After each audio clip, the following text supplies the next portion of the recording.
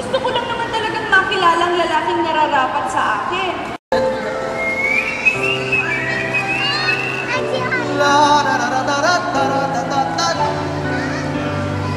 Hoy!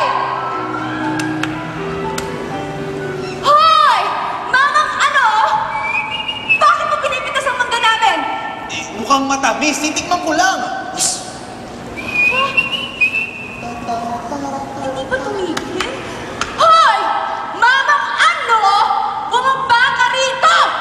Sa amin yan at hindi pwedeng mamitas ng mangga nang hindi nagpapaalam! Hoy! Aling ano? Patikim naman ang mangga mo, ha? O yan, nagpaalam na ako sa'yo, ha?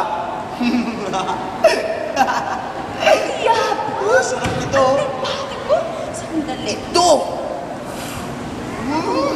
Madilaw. Kami siguro to. Uy!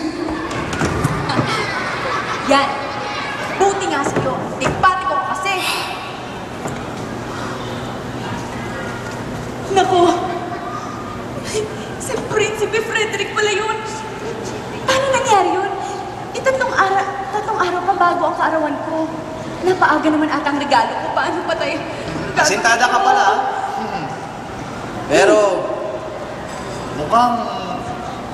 Hello? Hi! Medyo mukhang mahihain ka. Hindi kasi kita kilala, kaya kita binato. At saka, bakit naman ako makikipagkilala sa antipatikong magnanakaw ng mangga? Kung sa inyo ang punong ito ibig sabihin, anak ka ni Nyora Agripina. Kinagagalang kitang makilala. May nasabi ba ako masama? Wala. Ako pala si Frederick. Hi.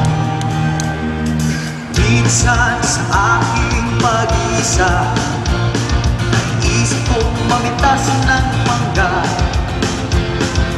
Pero mukhang mahirap yata, baka mapili, maasim pa lang. Ako kasi di pa biyasa, bukso kung magpasya. Paano nga kaya ang tamang magpitas ng bunga ng mangga? Maraming lihim ang mangga. Paralim ng ilang gustong pumitas ng bunga niya. Di sapat na haplusin lang, balat na makita.